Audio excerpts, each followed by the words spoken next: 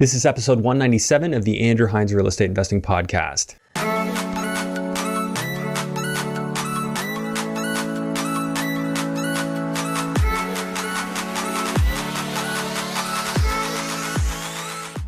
Welcome to episode 197 of the Andrew Hines Real Estate Investing Podcast. Today I have Mike BRRRR on the show. Mike sent me a video over Instagram saying why he wanted to be on the show. I thought he sounded like a good guy, wanted to have him on the show. And he had an interesting story. They snuck out of Communist Poland and made their way to Canada when he was less than 10. And he's built himself up into quite the real estate investor. He says he now has 10 buildings with about 17 units on average per building. And he's growing that portfolio with a very recent transaction. So in this recessionary, declining real estate market environment, he recently made a purchase. We ran through those numbers in detail, as well as Mike's strategy, how he's proceeding, what he's doing, and what his outlook is on how he's going to be proceeding with investments going forward. So it was a really good discussion, one that I was very pleased to have. Before we get into the video, please take a moment to like, subscribe, and hit the notification bell if you're watching on YouTube. And if you're one of our audio listeners, come on, if you haven't already done it, please make sure you do it. 5 stars and a favorable review will help more people find the show, and I would greatly appreciate it. So thanks so much. Let's jump into episode 197 with Mike BRRRR. Hello and welcome to the Andrew Hines Real Estate Investing Podcast. I have on the podcast today Mike BRRRR. Mike, thanks for being here. Hey Andrew, how are you? Thanks for having me. This is great. Been looking forward to this. Yeah, it's great. I mean, it's the first time we've met. I think you sent me a video letting me know you wanted to be on the podcast because I saw you walk in. I'm like, I know that face. So exactly, I did send you a video. Yeah. So just recap for me. Was that the first time we ever chatted? Yeah. It's okay. The first time. And you're listening to the podcast for a little bit? Yeah, absolutely. Okay. I've been listening to the podcast, so that's been very positive inspiration for sure. Awesome. Okay. Well, tell me a little bit about yourself. Like, how long have you been an investor? How'd you get into that? So I've been an investor for just over, I would say, 10 years. Okay. I mean, I got into real estate investing. Well, I'll tell you a little bit of a story. Yeah, by all means. If you want background. Love stories. Stories are great. Yeah. So when I was, 8, 9 years old, my parents and I, and my sister were living in Poland. And at the time it was a communist country, so you couldn't really leave. Mm-hmm. Right. And then my parents were trying to get permission to go abroad on vacation. And my dad worked as a cargo ship engineer, so he got a chief engineer, so he got to bring in stuff into the country that we wouldn't be allowed to bring in, like Western coffee and stuff. So he would bring a bag of stuff. So they were trying to leave, and we couldn't get passports. So I remember going into a passport office with my mom, and then she just takes out the giant bag of coffee and gives it to the lady. The lady kind of looks around, grabs the coffee, and goes, "Your passports will be ready in a week." Yeah. So you got a little grease the wheels to get some passports. Absolutely. Yeah. So we essentially went on vacation to Norway, and then halfway through, our parents are like, "We're actually not going on vacation. We're not coming back." Never going back. And then don't say anything to the officials, but we're just going on vacation. Yeah. So we ended up through Norway, kind of coming to Canada with just, I'll tell you, not even suitcases, just like cardboard boxes. Wow. Yeah. So just a few things, clothing and stuff. Yeah, absolutely. Yeah. And then humbly, my dad was a chief engineer, ran a big crew on a cargo ship. He was working here in a factory and at night delivering pizza. Wow. So he would bring us pizza every night, right? And then to this day, I just can't eat pizza anymore. So that's interesting. So you know what? That experience really shaped because my parents didn't have to come here. They were pretty okay over there. It's just they did it for my sister and I, right? So we just had to do something with the opportunity of being in Canada. That would be such an interesting base of knowledge to have that experience, have been in the communist country, like kind of seen how things are there. That would really shape probably how you would look at things today and the opportunities you'd take advantage of. Yeah, like we would line up for 2 hours to buy shampoo. Yeah. Right? Where people would line up. Yeah, I heard lineups for grocery stores are very common. I know a lady that's from Russia, and she had the same thing. Like it was food rationing, like multiple hour long lines at grocery stores and stuff. Oh, absolutely. Mind you, now it's a completely different place. Beautiful, feels like a Western country. People come and go. It's amazing now, right? Yeah. You've been back to visit lately? Yeah, absolutely. Yeah, okay. Absolutely. Yeah, I know a girl who actually moved there. She was from here, went to school here in Burlington, and decided that she wanted to move there to start a family and stuff. So things turn around. It's interesting. Okay, so obviously that's the beginning for you. So you came over in the 80s then? In 87. Yeah. 87, okay, yeah. So the wall fell, following year? No, it was a few years later. It was the early 90s, right? Yeah. So, okay. So how'd you get into investing from there? Obviously, that gave you some perspective, some mindset. So I actually made a bunch of mistakes in investing, right? I was a executive in like IT, traveling globally, managing different companies. Not managing companies, but doing large projects, complex projects for companies, and I wanted to pay off my mortgage, so I paid off my mortgage before I realized what's next? What am I going to do with money? And then I kind of remembered that, like it's not like my parents continued to struggle, I think, later on too. Like I remember this moment where my dad finally, after working in an office, went to on vacation, very first vacation to Cuba, came back, and then he was let go on the spot, right? And it was tough because they had zero savings, anything for the future, right? No RSPs, nothing like that. So that triggered me, and I met a buddy that his mom was investing in like pre-construction condos. Yeah. And then also around the same time, my wife's friend from McMaster met with us for whatever social reasons, and he said, I have I invest a little bit. I have 46 tenants, right? And then that just blew my mind. I thought, I want to have 46 tenants. 46 people paying me. Yeah. That's amazing. So he was investing like student housing. Okay. He was a realtor, and then we went to learn to Hamilton, and he said, okay, we're gonna go learn for a couple days, and I'm gonna show you some properties. First property I see, I bought.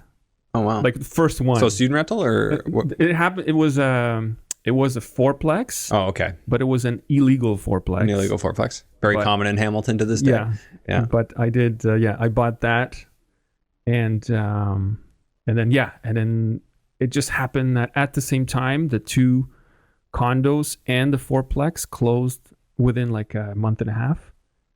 It was crazy, stressful. It wasn't something I recommend to the audience. Okay, wow. So this would have been, you said, about like 10 years ago? Yeah. Okay. And that was sort of the start. And then what have you done since then? Like, was that was just run as a family rental? You had four like, I don't know, individuals living in it, professionals, or just like, what was the demographic you had renting to? So I had, so listen to this, because this is not the way to do it. So I had two younger girls living in the basement. I had a couple in their 80s living in the main floor. Oh, wow. And then I had a single guy. And then it was just like hodgepodge of tenants. And they were always fighting, complaining, right? Is there a right or a wrong way to do that? And I've never owned a building like that. So that's just like a genuinely curious question. Is there really a right way to do that? Like, what's the right way in your mind to handle that situation? So not to buy illegal first. Because it's not properly soundproof between the units. Right. That's your biggest single thing. Like, I had an old duplex downtown London, and there wasn't proper soundproofing. And I just turn over tenants on the lower unit like crazy because they hear all the footsteps. They get fed up with it. They leave. And then the tenants researched that it was actually a grandfathered legal triplex. Yeah. So they called the city. Yeah. And then the city came, right? So there was all those issues. But I would say in a smaller property like that, you want to stick to people people with common lifestyles, right? The couple in try and get the same versus the young girls. I mean, they were fighting like crazy all the time. Yeah. Real estate values and interest rates are changing quickly, and huge opportunities are opening up in the marketplace. But to take advantage of those opportunities, you're going to need real estate experts on your team. That's why I've brought my first sponsor on the show, Jacob Campanero with Royal LePage Signature. Jacob is an expert commercial multifamily realtor, and he's also the resident realtor on my new deal analysis show, REI Hot Seat, which is available on YouTube. If you're looking to add a quality piece to your real estate power team, Jacob and his team are there to help. To book a consultation with a member of his team, fill out the form available through the link in the show notes on this episode, and a member of his team will be in touch. Now let's get back to the episode. What type of tenants do you go for now? So now now fast forward a little bit. Now I own multifamily properties, right? So we buy those with investors. So they're like 16, 17, 20 units and up.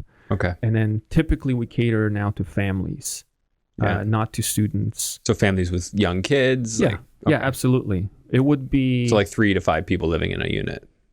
2 adults to 1 to 3 kids, something like that. Yeah. The average I would say is 2 adults and then 2 children. That would be it. And then the folks that are living there typically have nicer job, but better jobs because the rents are higher, right? But I mean, if other people come, sure, I'll take them on. It's just not where I market, right? Yeah. So it's discrimination versus kind of being open, right? So don't discriminate. But when I put out my marketing material, I kind of target that kind of a tenant, like a working professional couple with kids or whoever. Right? Well, I think everybody you kind of pick the archetype of your ideal tenant, and then you go for that, right? So you get the applications, you say, well, this is what I'm looking for. Right. And there was landlords at Western that said girls only. I'm like, that's discrimination. They don't care. No. But at the end of the day, they could have just not said that and then applied that practice anyway, shown it to me and then just not picked me. So at the end of the day, I'm like, I appreciate that you were just upfront about it and didn't waste my time. But this was when I wanted to go rent stuff. But I don't think one group specifically better than the other. I've heard landlords say, hey, girls are cleaner. Oh, actually, no.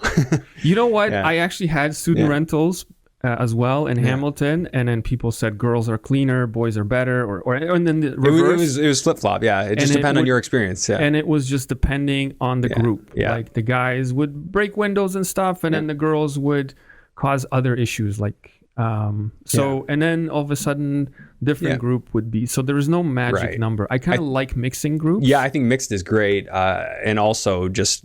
People treat things how they see them. So if the house is presented to them pristine and clean and they see the attention to detail, they'll tend to treat that house better than an old beaten up rental.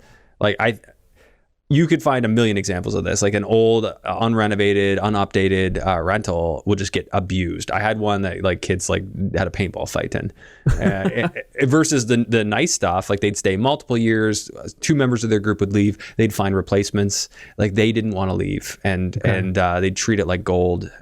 That's really the way to do it, as far as I can see.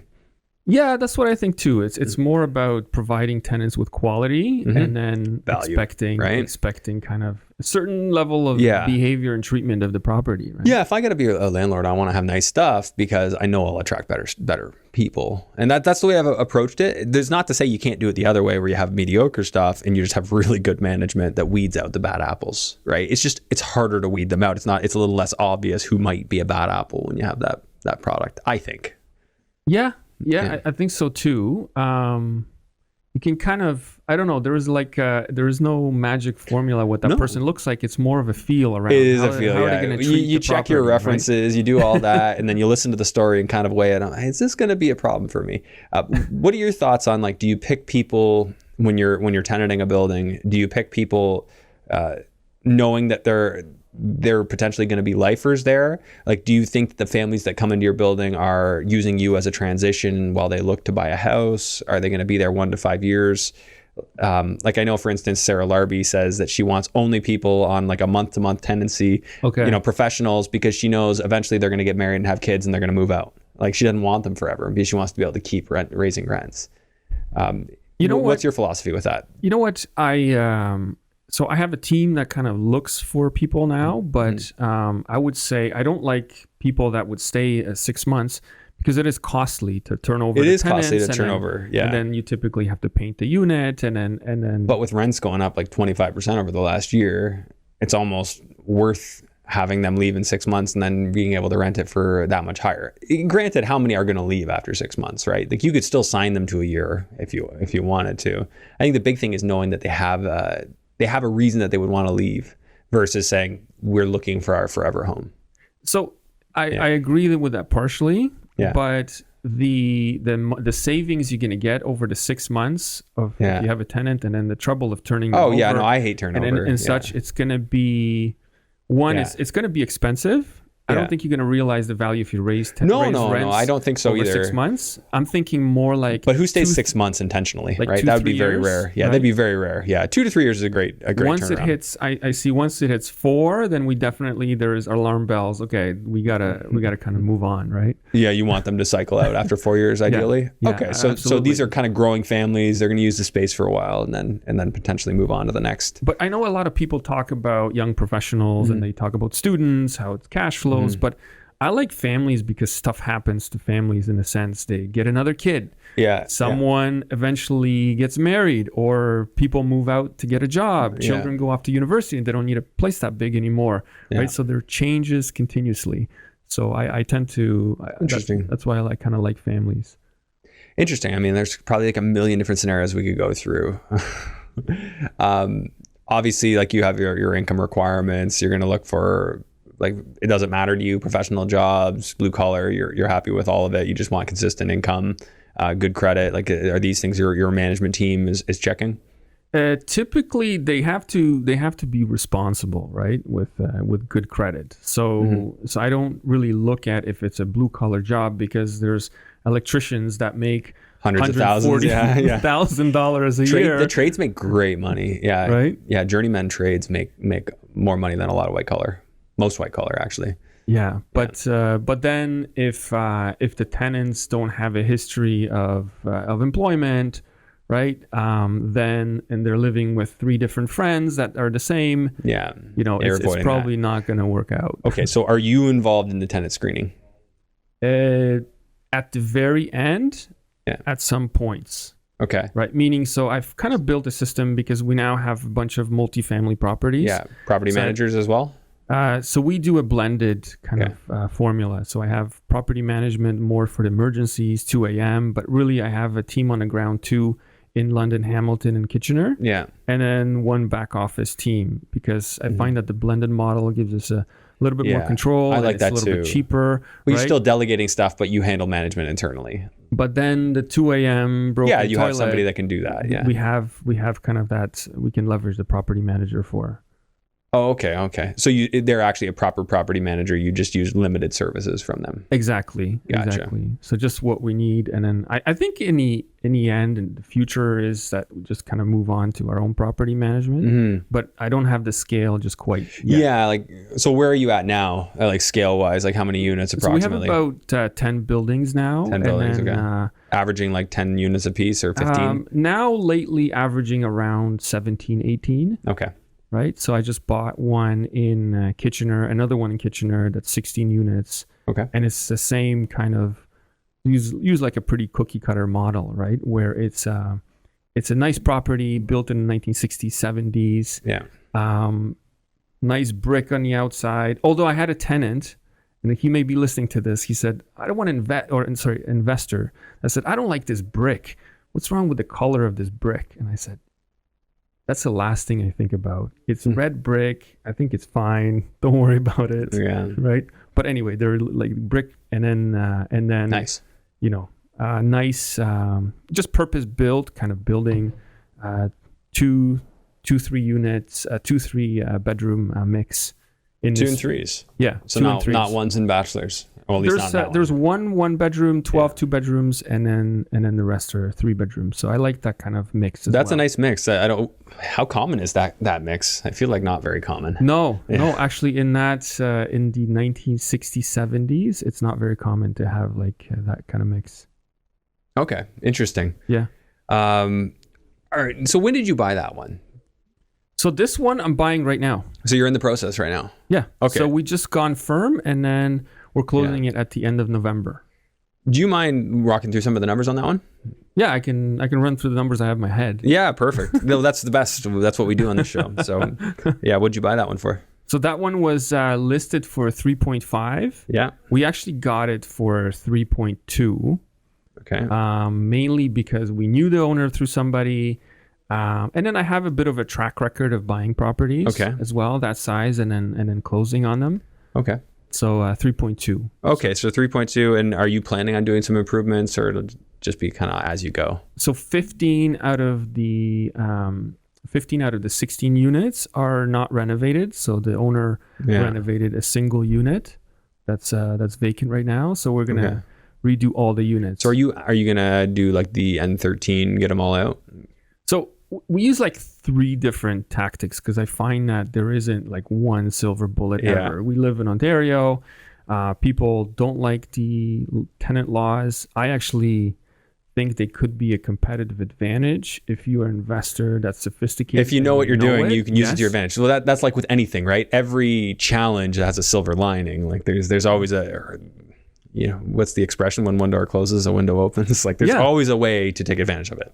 I mean, it is frustrating even for me right now, but I use 3 different ways. So one, apartment buildings, unlike like duplexes and such, there is a bit of a formula on how many people actually move out, and then there is natural attrition. It's like 25% turnover a year. It could be, it depends on the tenant type, and then you can see it. It's anywhere like 10 to 20% or whatever. Depends on the area too, right?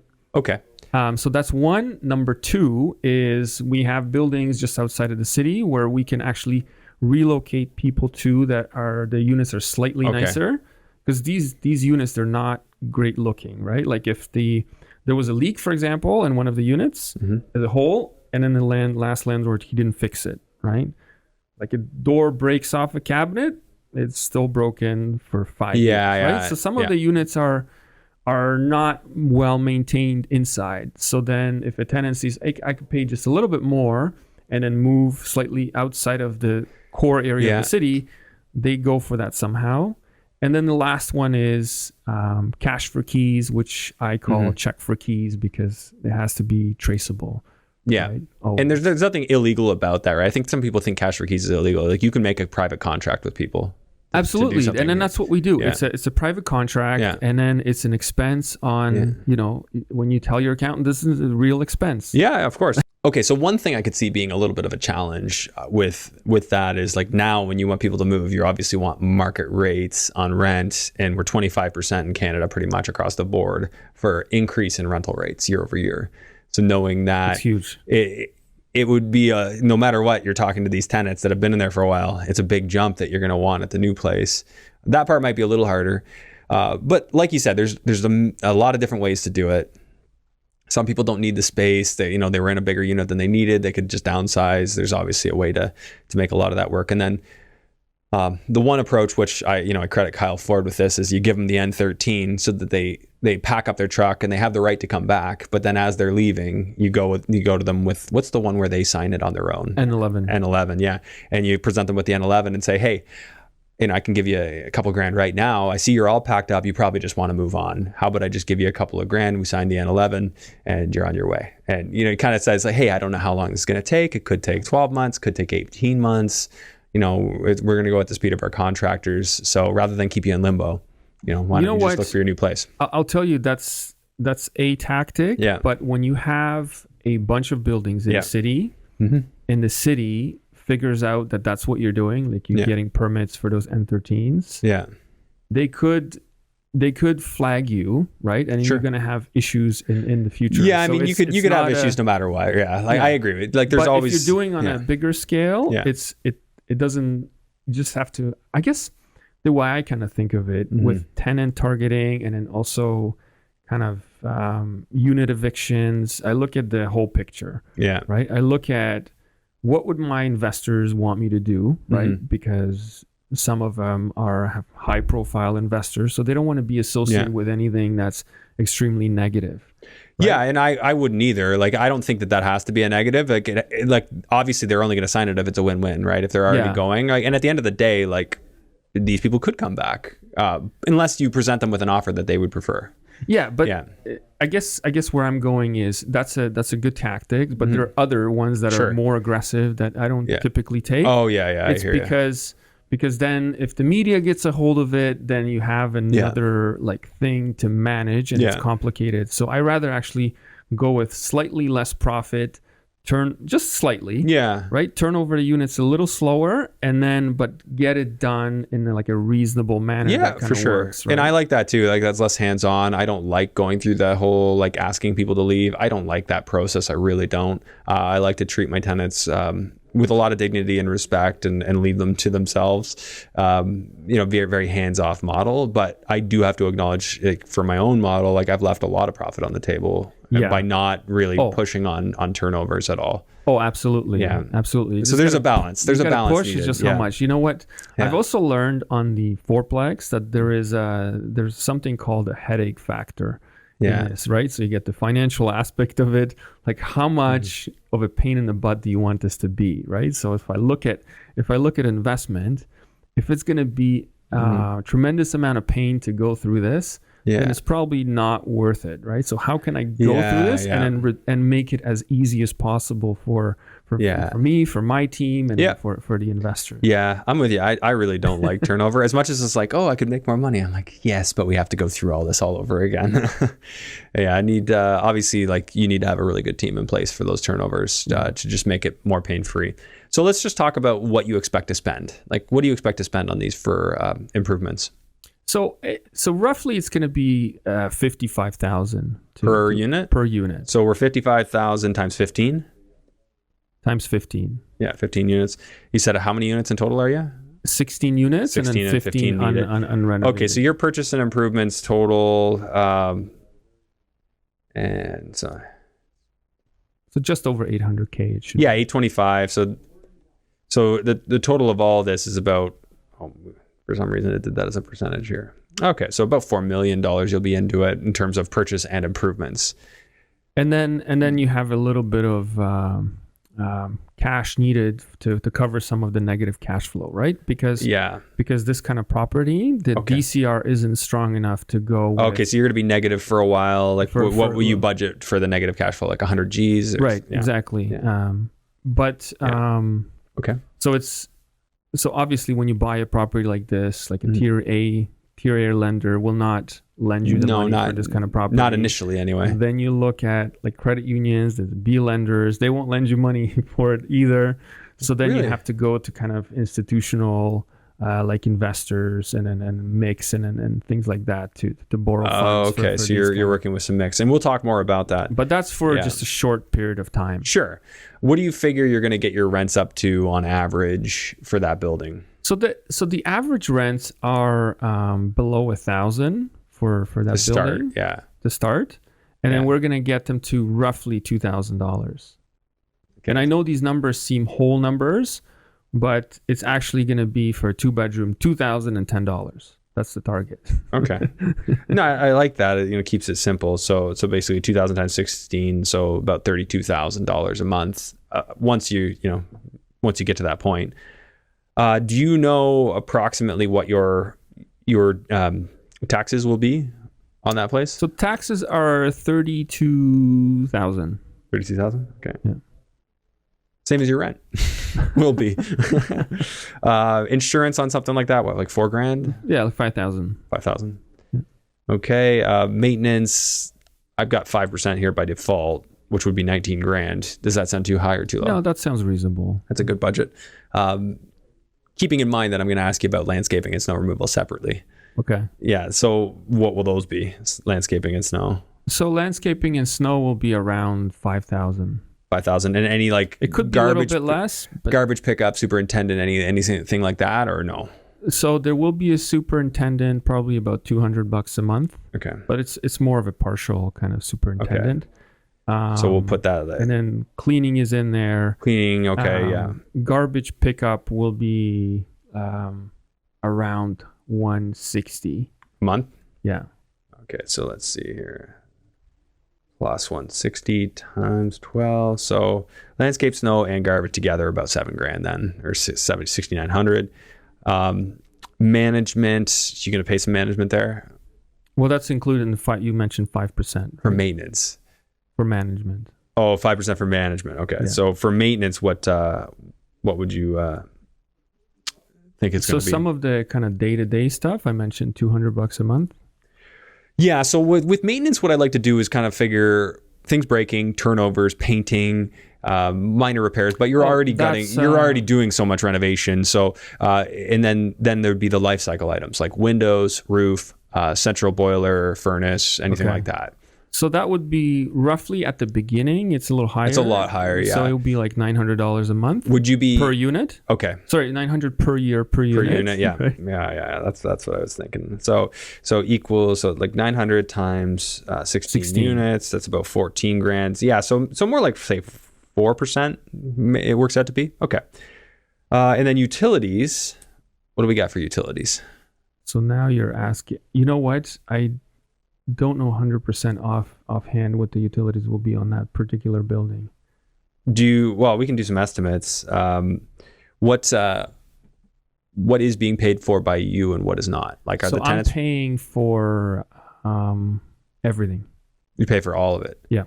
So right now, would you say between water, gas, and electric, like one unit might on average be like $200 a month or $250, somewhere in there? For the year? 200. So that's 2016. That's 32. Yeah, that's pretty close. So we could say 200 times 12. We can use that number for now. Times 16 units. That'd be 38,400 for the year for utilities, everything. Water, gas. Let's use that. Any sort of hot water tank rental if you have it, anything like that. We could be off. We could play with that number. And then there is the laundry income as well. Oh, you get some laundry income. Yeah, oh, that's good. Yeah, so that's probably around $20 per unit. Per year? Per month. Plus, okay, 20 times 12 times 16. Okay, that's not nothing. That adds about $3,000 a month. Is that wrong? $20 per Oh, unit, sorry. Yeah, I did it times month. 12. Sorry, my bad. Okay, so yeah, it adds a few $100. That's good. That's good. Every little bit helps. So, okay. So I think we've rounded out these expenses. All right. So you're all in on this one for 4125. According to my numbers, I know that could vary a bit.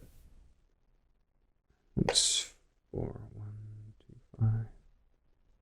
Okay. So your cap rate based on your all-in number is about 6.4.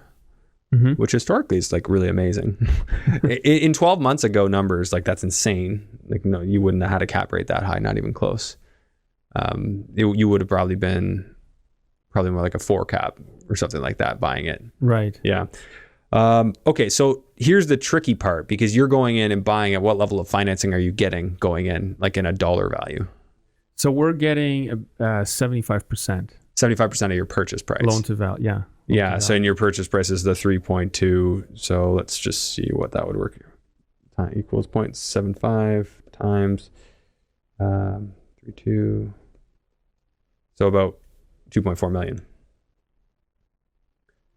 So that's kind of like 60% of your all-in value after you do the renovations. So you got 75%, and then so this is not confirmed yet, but some of the reno will be also. They're gonna give you some. Yeah. Okay, so you might be a bit higher. You might be up to like 2.8 million with the reno, whatever they give you for that. Okay, so we'll say that. And after you've stabilized the building, are you going to be going for like an institutional loan, like a BMO or an RBC or a credit union? So you know what we have we have minimum of 2 years to stabilize the building. Mm-hmm. It actually could take 3. And then looking at doing either institutional or like a CMHC type of loan. So a CMHC is possible. Because you have all this time, right? You can work through that. So say at the end of 2 years, you can put a CMHC loan in place. It's probably going to take longer than that, more like 3 years, right? Right. Who knows where rates are at that point? But say like if you were thinking today's rates, the CMHC rate you would get would be what, like around 5% or 4.75. You know what? Today I don't know because it's changed so much, right? It's changed. It's changed. And, I haven't done an HCMHC in the last, let's say, a little bit, right? Say it'd be even 5.25%. But at 70% loan to value, that building's going to cash flow on a 30-year AM. Your payment's around $15,800. Your cash flow is around $6,100 a month. And if their interest rates kind of continue being high, you can get into a conventional for a year or two or whatever. Yeah. And then just kind of look forward. Like nobody knows where the interest rates are going, but if they're high because the government's putting pressure on to decrease inflation, right? They're not going to do that forever. Yeah, it's tough to know how long it's going to last. I mean, if we look at the 80s, like the high rates pretty much lasted like 10 to 15 years. Right. Not as high, like they kind of slowly came down over the course of 15 years, down to like 6% from like 15. So it took time. But I mean, even at 7%, you've got $3,000 of cash flow at your newly adjusted numbers after you've turned everything over. And then let's not forget that this is 3 years in the future. If rates continue to go higher and restrict people's ability to buy, then we're going to continue to see rents pushed up.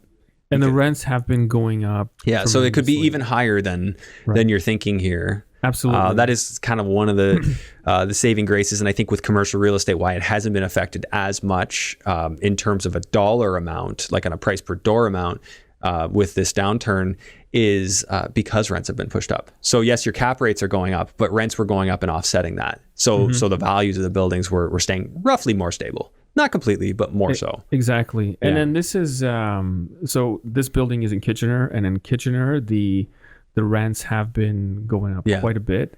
And then the current vacancy, I think, is just under 2%.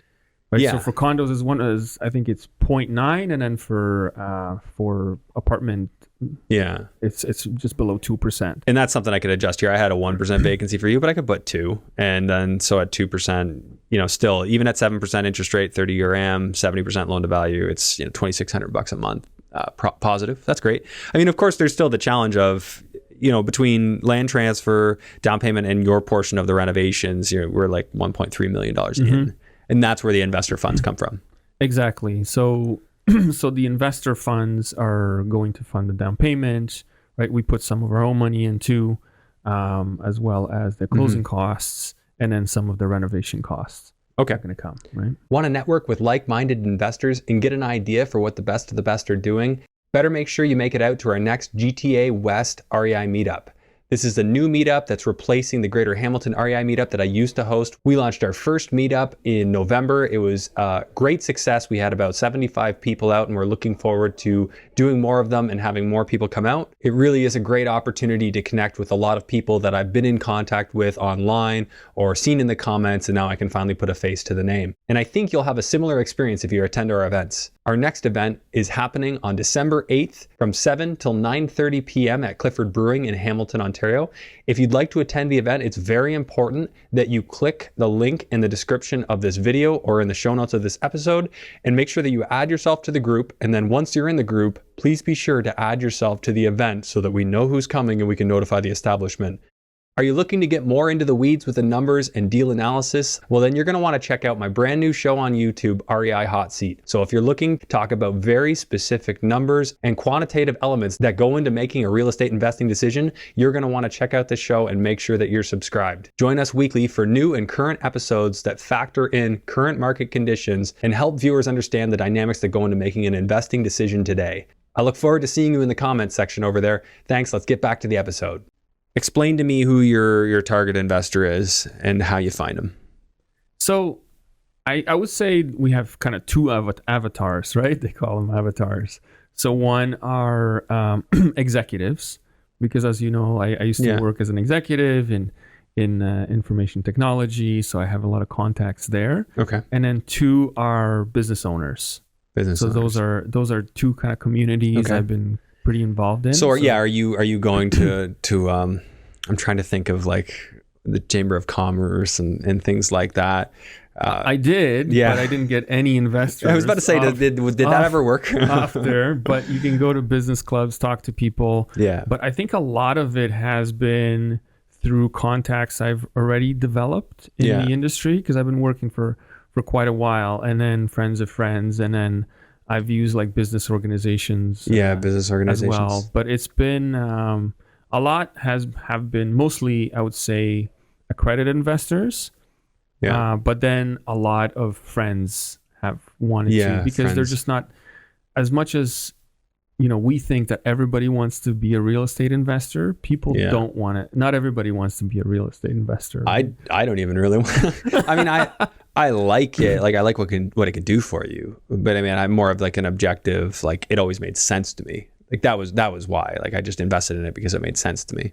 And it's fun to build things. Like, I mean, the construction part's really fun. Like, especially when I get to use tools, which is relatively not that often, but yeah, for sure. I agree with you. Not everybody wants to be a landlord for sure. Like generally, I think most people are afraid to do that.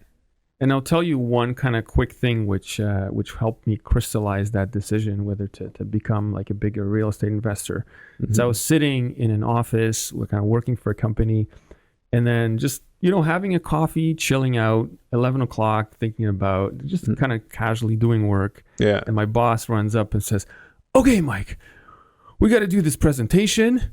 You got to run across the street, complete it, and then present it for 12 o'clock in 1 hour." And I thought, wow, this is nuts, right? Like someone can take control of your time 100% and then do that. So at that point, I decided, you know what, I gotta be kind of, I want to be in control of my time, but I wanted to make sure that it wasn't kind of like the executive path. I wasn't doing it for the ego. Yeah. It's more for something I like, because I think that there's so many bumps along the way especially in multifamily, that if you don't truly like it, if you're doing it because you just feel like you want to own a big building, then it's going to be a really tough journey. Yeah. Think about, oh man, what you just said, that's so accurate, the ego thing. And you probably saw that in school. And like, what did you study at school? So in university it was math and computer science. Okay, so you probably saw some pretty big egos in that too, right? I mean, I saw it like in business school, just like people take the executive jobs, like they went to be bankers, consultants, whatever. And I had to think, because like this path, like such intelligence among this group, and the path that we're in, like real estate, like it's no secret that people in the last 10 years, like you could make so many mistakes and still be so profitable. Absolutely. And do a lot less work than some of these executive types are doing. And they all had the ability to compute that in their minds, but I think so much of it is the title. Like I'm CEO, I'm director of this, or I'm partner. And I think so much of that is driven by ego. It is. You're so right about that. Like it really is. And even me and my ego, like back in the day, like I'm like, oh, I'm going to go to law school. And I eventually talked myself out of that, but it wasn't because I wanted to be a lawyer. Like I wanted the title. And eventually I just went completely polar opposite to all of that. I'm like, screw all this. Like I don't care about any of that. Like I don't want any of that. Like, I just want a simple life. And although I don't know if you can call this simple, but just very different path. And so I know that's a tangent discussion, but interesting point you brought up. So I just thought I'd comment on it. No, I was traveling like around the world, to Asia, have big teams everywhere. And then I wanted that title. And then I felt like, just people, when they heard the title and then they imagine how much money I was making, whatever, that was, it was fulfilling in a wrong way. Yeah. And then that moment came, that 11 o'clock moment, where I decided, you know what? I spoke to another guy that's tried to recruit me to another big consulting company. He said, it's a great position. You can kind of run this region. And I looked at him. He looked tired. Like his eyes were exhausted. Tired, I'm like, so what do you do for fun? And he's like, you know what? I don't have fun. I wish I could go to Argentina to mountain climb for 2 weeks. Yeah. And I thought, wow. This guy can't get away for like 2 weeks. No, and it's not the way. Yeah, it's not the way. It's not the money, right? Because for him, maybe some like CEOs and directors can hire help and hire assistants and maybe eliminate some of their tasks. But I feel like when you're an employee, no matter what you do, if you have free time, your boss will just come to you and say, okay, I have this, and this you can do. Or your board of directors, if you're at the top, they're going to say, okay, we want to see new initiatives since you've got all this time, Mr. CEO. Whereas if you're your own boss, you solve that problem. Now you can delegate and actually free up your time. So I kind of went into the multifamily very conscious of if I'm doing that. Because you could get really busy. And it wasn't you. I actually liked it. I liked the problem solving, kind of the complexity of it because of the technical background. And another one is I figured out that I'm really good at kind of taking leaps and then into like bigger projects. Okay. So I'll tell you kind of mini story where that came from. So I'll tell you a story about kind of like the aspect of taking leaps where I figured that out. Yeah. It's I was 6 years old. My sister was 12. We're standing in front of like a big Olympic pool on the platform. Yeah. Trying to pass some kind of a certificate to swim, so you can rent like water sport equipment. I could barely float. It was like 15, 20 feet deep. Yeah. Right. And then the lifeguard goes, okay, jump. Yeah. My sister's like, nope, I'm not doing it. Me, I jumped, right? 6 years old, started sinking. I see kind of bubbles coming up, and then I see this hand grab me and then pull me out. It was the lifeguard. Okay. And then he started yelling at my mother. He's saying like, what are you doing? This kid doesn't know how to swim, whatever, right? Yeah. So it was impulsive. Right? And then so was the buying the fourplex. But I learned to kind of marry that with significant amount of due diligence and team.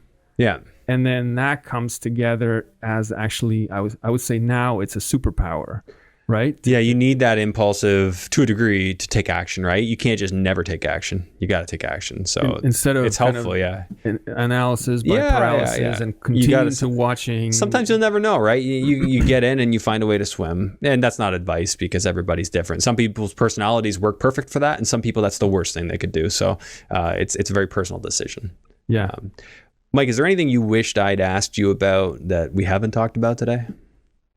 I think that I would say a couple things about maybe the biggest mistakes, because I definitely don't want people to make the bigger mistakes. And then one is sitting on the sidelines for too long, kind of paying off your mortgage. And then another thing that slowed me down was that I thought I could figure stuff out off YouTube, free resources and such. And it's not until I decided to just commit myself, right, and get a mentor, start paying for courses, education. That's when the path kind of really, really accelerated. I was really fortunate to get a mentor that owns a very large REIT. Yeah. And then that's been, it's expensive, but it's been very beneficial. Oh, okay. Yeah. So you worked out some sort of coaching agreement with this. Okay. Right. Yeah, that's smart. I mean, learn from people who are experts. Like, why wouldn't you? However you make that happen, I think it's worth doing. Okay. And just final words of wisdom as far as this climate with the declining real estate values. How do you move forward here? Like when you look at the way things are going, how do you plan to move forward? What path makes sense to you from a acquisition standpoint? Are you looking to buy more now? Are you waiting? How do you hedge yourself against potential, further downturns? So now I find that it takes extra time to talk to investors and then educate them about the market. Last year, I was pretty frustrated with lack of buying opportunities. So a lot of sellers were really feeling overly optimistic about what they owned. Now, I feel like it's the calm before the storm. So if a recession comes, great, but a lot of sophisticated sellers. So mind you, I'm buying stuff from people that are 70, 75 years old or older. They're still very sophisticated because no one unsophisticated owns a 20-unit building. Yeah. So they're unloading before the recession, and who knows how long that cycle is. So really looking at the situation in terms of don't go with the herd. Yeah. Just do a lot of analysis, see if it makes sense on paper, and then just take that leap, right, to do it. Yeah, and I think, personal note, I would say look at a building and say, if this was underwater, would I still be happy owning it? If it was worth less than I owe on it. And in some cases, I guess if it's making, enough money a month, you would say, hey, you know what, I'll just ride that positive cash flow out, right? Run the scenarios on the higher interest rates. See, hey, if I have to renew at 3% higher than current, do I still like it? 5% higher than current, can I do that? I think if you can cover those scenarios, then if you're willing to hold longer term, there's still lots of deals to be had now that could potentially make great portfolio pieces in the long run. And the harder part is the psychology, not the kind of the technical aspect or semantics of it, right? So just getting yourself over that hump and saying, you know what, I'm doing this. Yeah. That's it. Right? Yeah, for sure. Okay, Mike, where do people reach you? They can reach me on mikebeer.ca, and if you wanted to take a look at how I do deals, go to mikebeer.ca/invest. Okay, sounds good. Well, thanks so much for doing this. I'm glad we had a chance to meet, and look forward to staying in touch. Yeah, thanks. Thanks for having me. Appreciate it. Thanks for tuning in to today's episode. Please make sure to share this episode far and wide. Help it help more people. I really appreciate you tuning in. I'll see you on the next one.